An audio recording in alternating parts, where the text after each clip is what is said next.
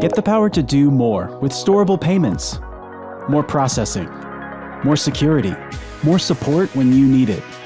Storable helps operators do more with the most powerful technology in self-storage. Learn more at storable.com/do-more.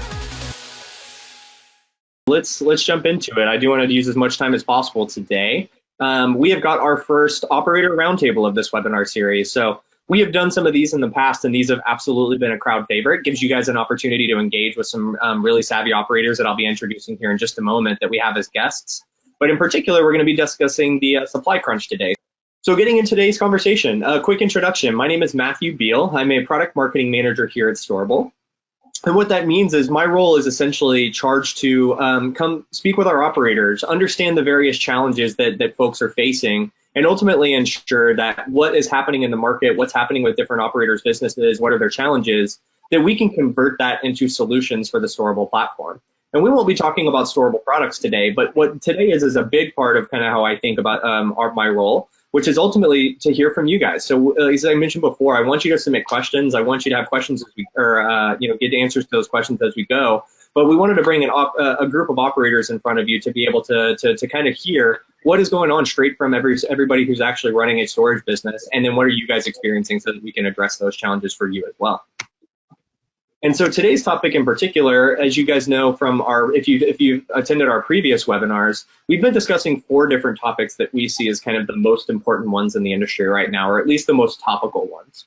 Number 1 is this idea of tenant shift to digital. So throughout the COVID-19 health crisis, we saw a lot of people shift over from kind of in-person experiences in the storage industry over to digital ones. And we kind of had our hand forced there, obviously, with like contactless experiences and keeping our employees and our tenants safe. But what we've seen is that forced exposure to digital continues to persist today. And a lot of tenants are using more forms of digital than they were before the health crisis. Number 2 is the supply crunch. And what I mean by the supply crunch is that the available supply in the self-storage industry just can't keep up with the tenant demand that we're seeing. And so that creates some really, really interesting kind of dynamics in our market. And we're going to be discussing some of those here in just a moment.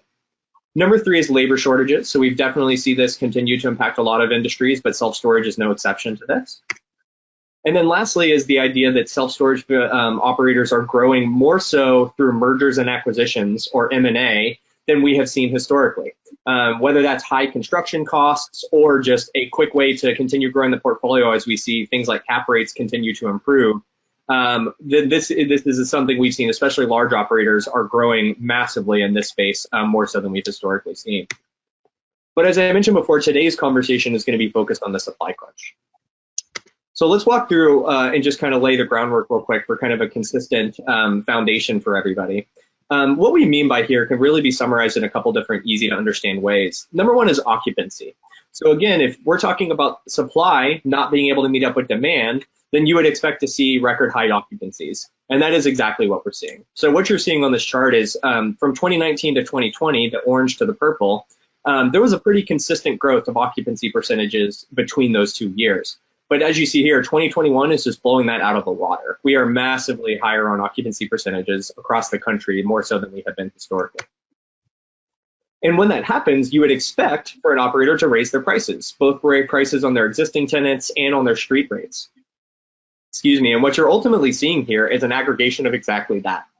If you average out those prices per square foot over a portfolio, you can see that even more so than occupancy, operators are raising their prices significantly per square foot on their available units.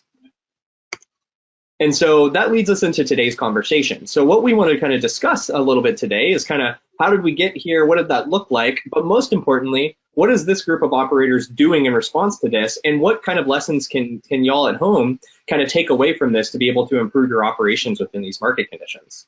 And so I'm very excited to be joined by our group of panelists here today. So I'll introduce here from left to right. We have Raheem Amer, Senior VP of Operations at Devon Self-Storage, Katie Cowen, Director of IT at Move It Storage, and Chuck Gamm, VP of Operations from Devon Self-Storage as well.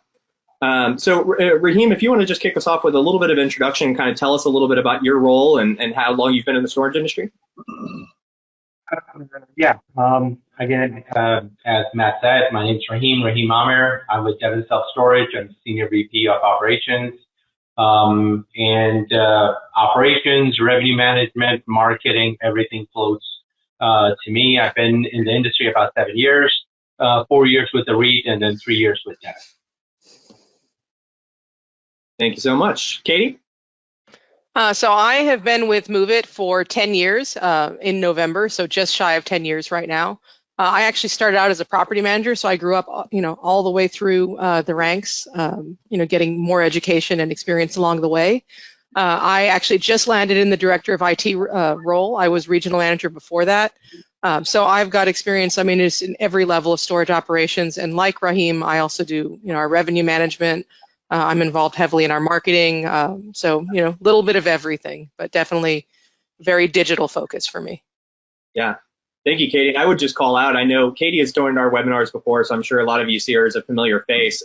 That whole idea of boots on the ground and kind of working your way up. For anybody who's thinking about some of those questions more tactical and facility, as you're hearing what we're discussing today, please submit those as you go, because Katie is an excellent resource for that kind of stuff. And then Chuck, would you like to introduce yourself as well? Hi, good morning. My name is Chuck Gamm. I'm the Vice President of Operations for Devon Self-Storage. I run the day-to-day operations for all of our stores, more the ground level operation, but also heavily involved in the revenue management and rate increases, et cetera, in our business. Thank you very much. All right, y'all. Well, I think we're good to go. Oh my goodness, we are good to go ahead and jump into our conversation for today.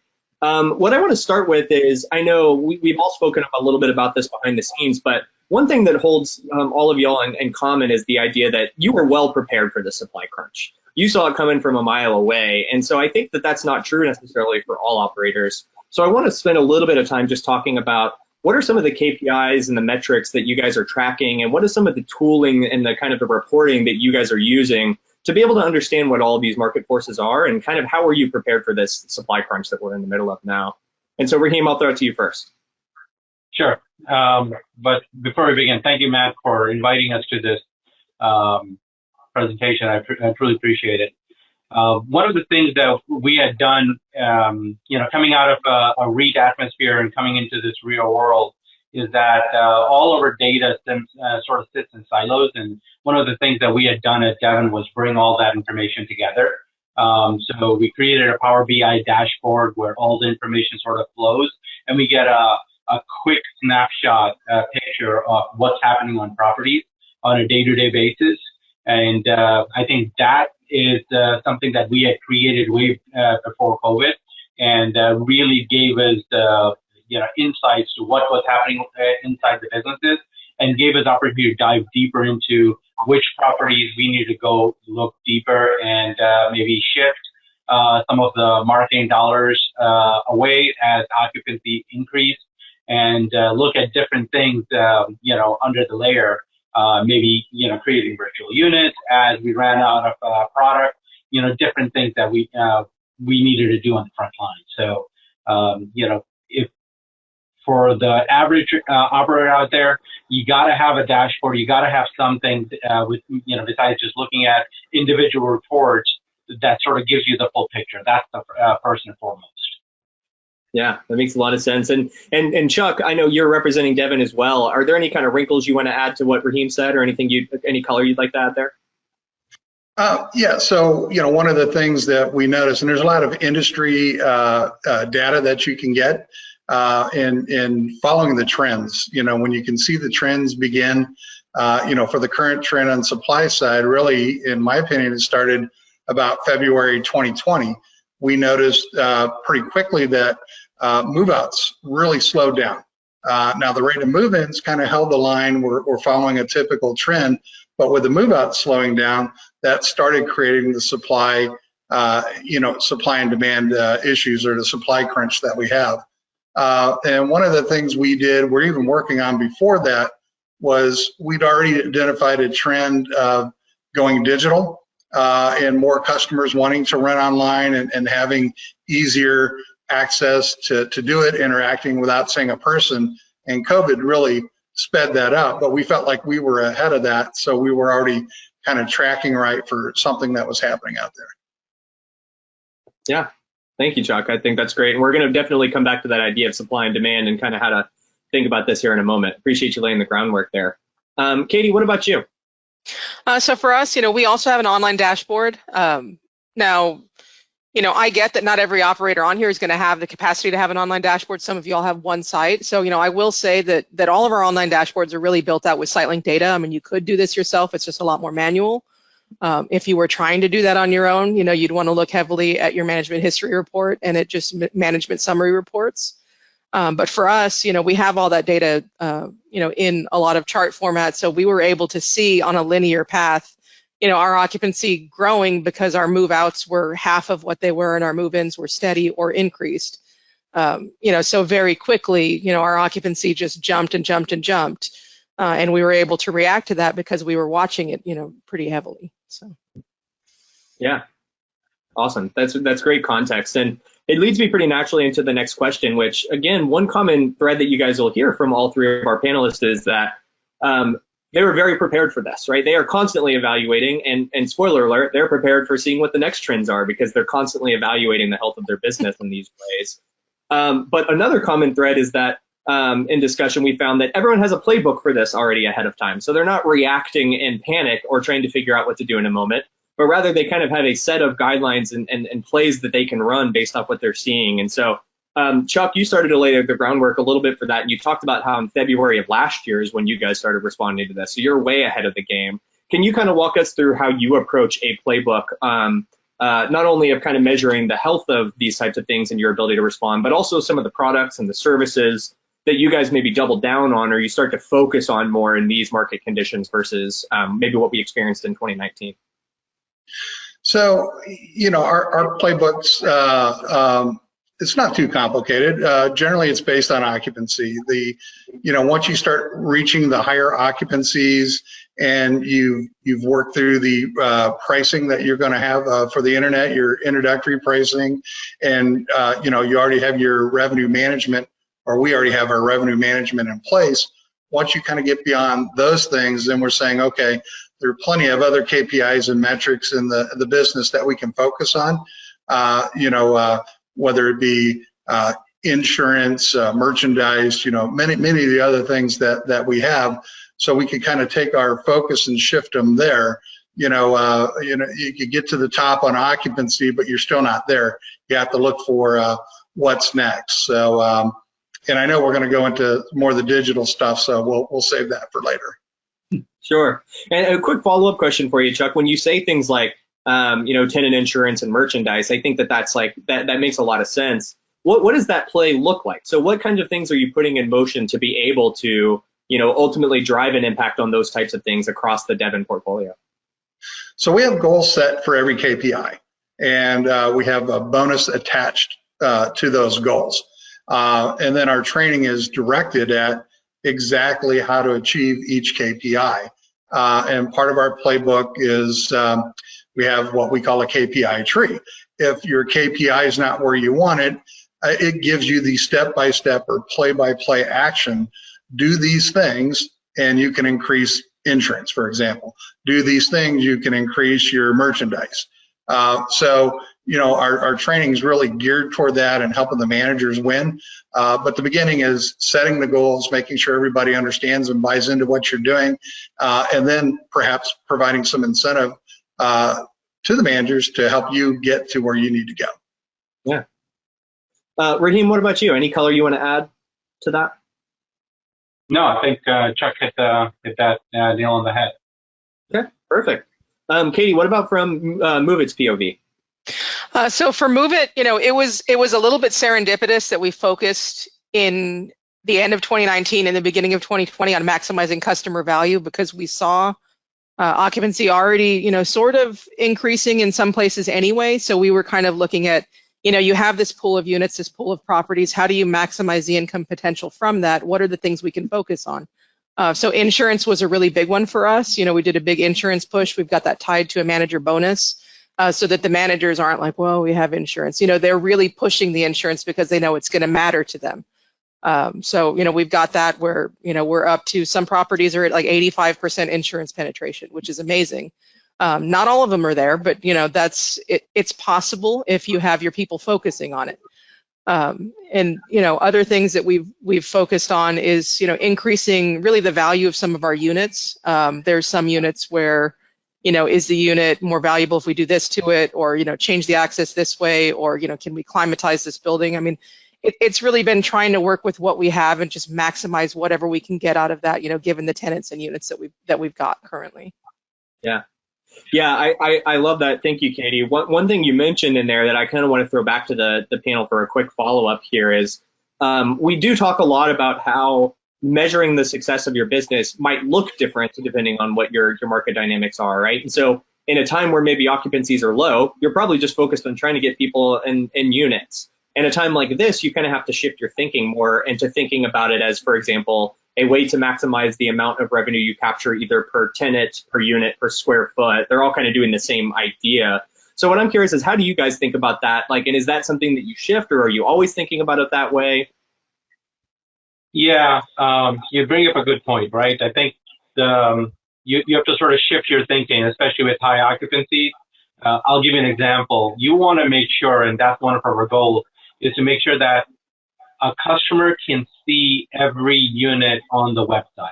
You want to have at least one unit available. And, we don't want to get to 100% occupancy. If there's traffic coming to your website, they want to be able to find something, right? So that's where, playing around with rate increases, playing around with, maybe you have a bunch of 5x10s and customers are looking for 10x10s, and creating virtual 10x10 units. Where you keep the wall in the middle, but you just take two units, you merge them together in site link, and you create a 10x10 unit out of it. Looking at seeing if there's additional unit square footage that you can add in. That maybe there's a potential unit that has a small pole in the back corner, and when we were highly vacant, we didn't look at that unit, but now that we're highly occupied, you're looking at that unit going, hey, which broom closet do I need to bring back on because I have no other unit to sell to a customer. So looking at your property, looking at your company unit, maybe you have a 10x30. Do you really need a 10x30? I'm 99% occupied. And my company unit is a 10x30 unit, and I don't even have a golf cart.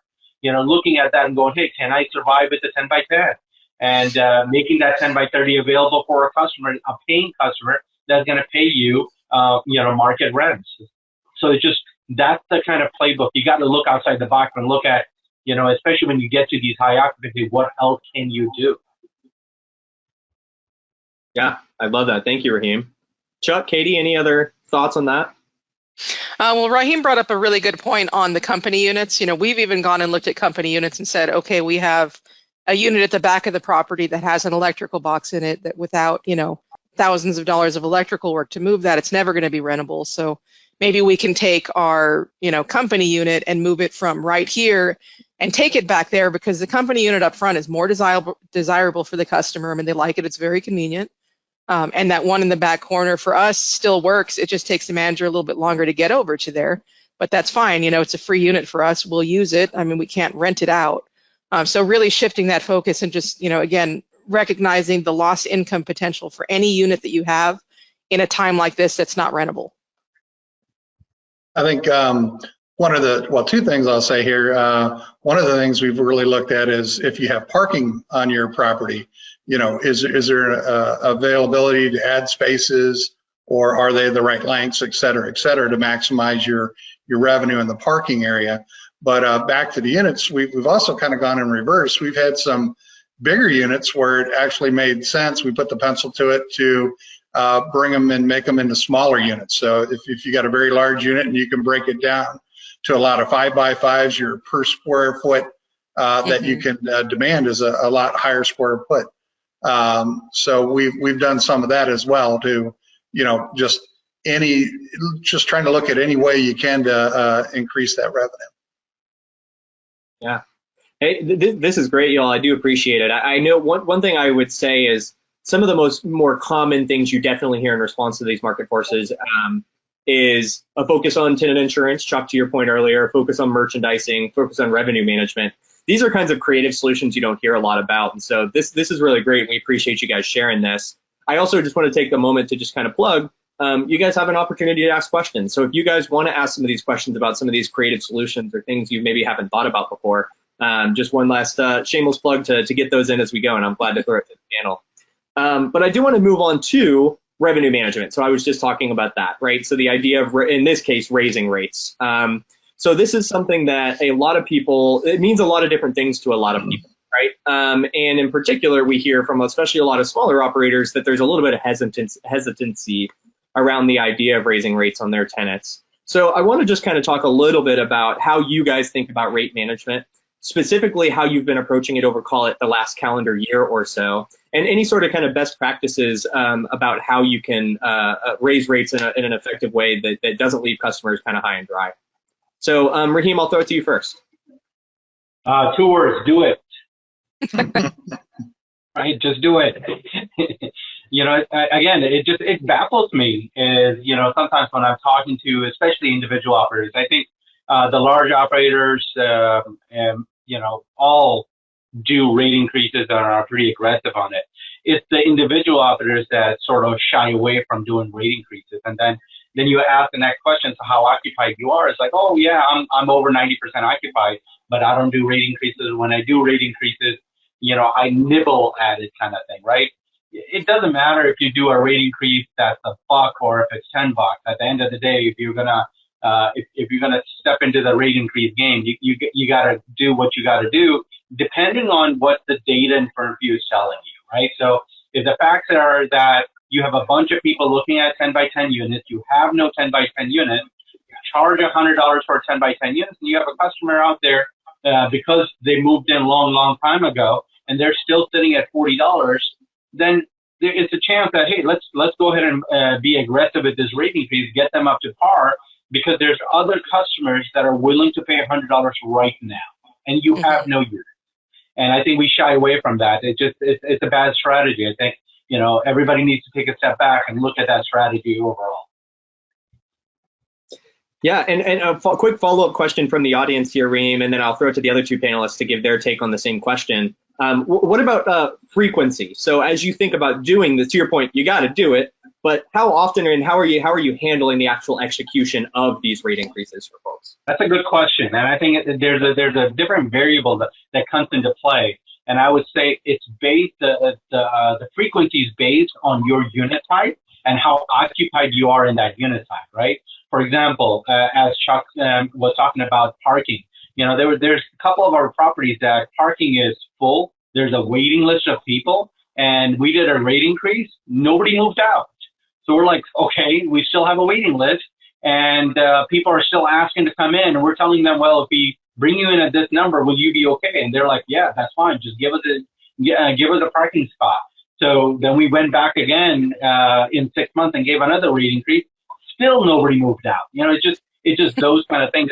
You got to look at which bucket you're looking at, how many units you have in that, what the demand is, and what the vacancy in that bucket is. So based on that, I would say you change up and down. But overall, you know, I'm not a big, I don't have a big fancy for the yearly rate increases because, again, storage is cyclic. You don't want to give people rate increases every winter or only every summer, because summer your prices are high, winter your prices are low. So when they're getting rate increase, it's not fair, right? So we try to do it every 9 months. That way, every 2 cycles, they're falling in a different part of the year. Yeah, that makes a lot of sense. Katie, I want to throw it to you on the same question. How do you guys think about revenue management? I mean, so I'll echo Raheem, you know, do it, and to echo the Storable saying, do more, because, you know, this is the time. I mean, I have given 100% rate increase to a customer when they're, you know, they're paying $40 for a $120 10 by 10. I mean, there's no sense in doing a $5 increase or a $10 increase. I mean, your goal with the increases is to get people very close to market rates right now. Yeah. And, you know, again, if you have a waiting list, if you're 99% full, that means someone is willing to pay your current market rate or even more to get that same unit. So, you know, I wouldn't shy away from that. Now, as far as frequency, you know, we really look at tenant tenure as we're doing the increases. So, you know, we do them at a certain point of occupancy where, you know, they've occupied the unit for 6 months they might qualify, 8 months they might qualify. We don't really lock it in necessarily to a set schedule because it's different at every property. It's different at every occupancy level. The property that's 80% occupied is going to be less tolerant of some of those frequent increases than the one that's 99% occupied. So we may have some different playbooks there. But we look at it regularly. Every month, a portion of our tenants get an increase just based on how long, their length of stay has been. Yeah, thank you, Katie.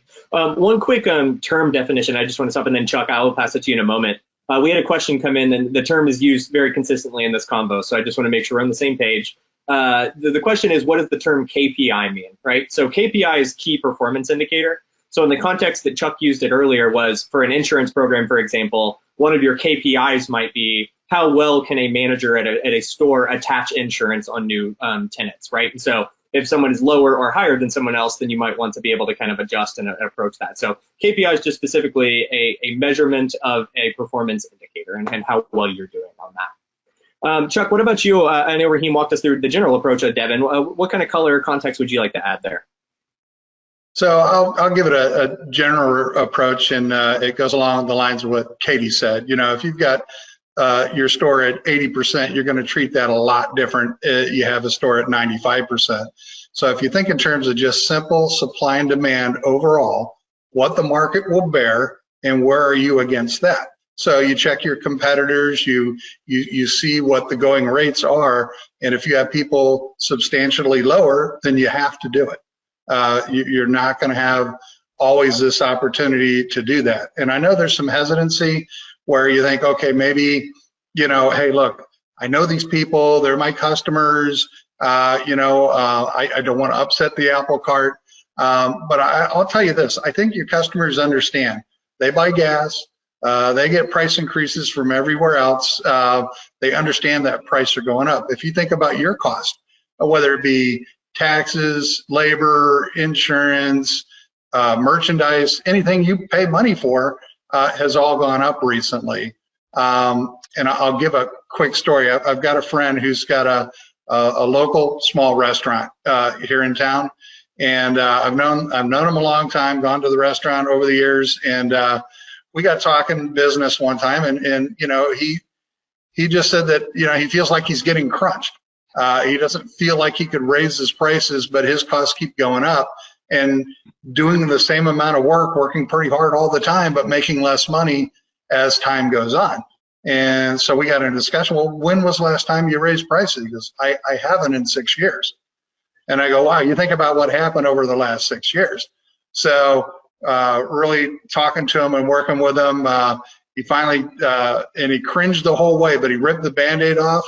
And he had I won't even call it aggressive, I would say a moderate price increase compared to many other restaurants in the area. But the modern price increase, he's making more money than he's ever made just by doing that. And he thought he would lose a lot of customers. Nobody ran out on him. All his regulars are still there.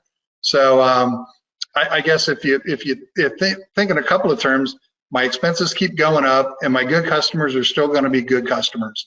At the end of the day, I think is really the way to look at it. Yeah, thank you, Chuck. I love that. And I think that I would even maybe take that just one step further, because you and I were talking about this, which is to say that's exactly how we recommend communicating that with your tenants too, right? Make it a personal experience. To your point, everyone's experiencing this in a variety of their ways, just being a consumer. So explaining that to them is also an easy way for them to kind of swallow that pill and understand. Would you agree? Yeah, absolutely. And, even when we raise rates, it doesn't matter what the rate increase is, somebody's not going to be happy when they get an increase. And we have a process that we go through with our store managers of exactly that, how to talk to the customers and how to relate to the customers on a personal level and explain the increase. And more than 90% of the time, they accept our answer and they go on. Awesome. Thank you. Well, hey guys, we are almost at time, but I have one other question I do want to go ahead and toss back to the panel, which is, this has been incredibly helpful, I think, for identifying how did we get here? What were you guys measuring to understand? What's your playbook in responding to it? What I want to spend a little bit of time talking about is, what do you think this looks like in the future? How long do you think this is going to kind of hold this dynamic of a supply crunch? And more importantly, what kind of measuring and reporting and tooling do you have in place to be able to kind of track when we're going to be heading out of it, and what kind of playbook are you starting to think about in that kind of way? So Raheem, I'll start with you. Sure. Yeah, we're looking at this for another 12 to 18 months. We're starting to see a little bit of the move out increase the last couple months now. So I think, as the moratorium for evictions has just recently released, there's still change happening in the market, and I think for all of it to stabilize, we expect it to be another year, maybe 18 months. So there's still a high here. I think we continue to ride it for the next year or so. Very helpful. Katie, what about you? Yeah, so for us, I mean, we're estimating the same timeline as 12 to 18 months of continued very high activity. We are hopeful that the bar has been kind of reset and it won't drop back down as far as maintaining slightly higher occupancy and much higher rates than what we had pre-pandemic levels. But we also, on a macroeconomic level, are really kind of looking at home sales data and at interest rates and even the supply crunch on the builder side. I mean, steel costs and transit time and all of that. It's going to be very difficult to bring new supply online to respond to the current crunch right now. So that helps us, for a little bit longer than maybe it would have in past years.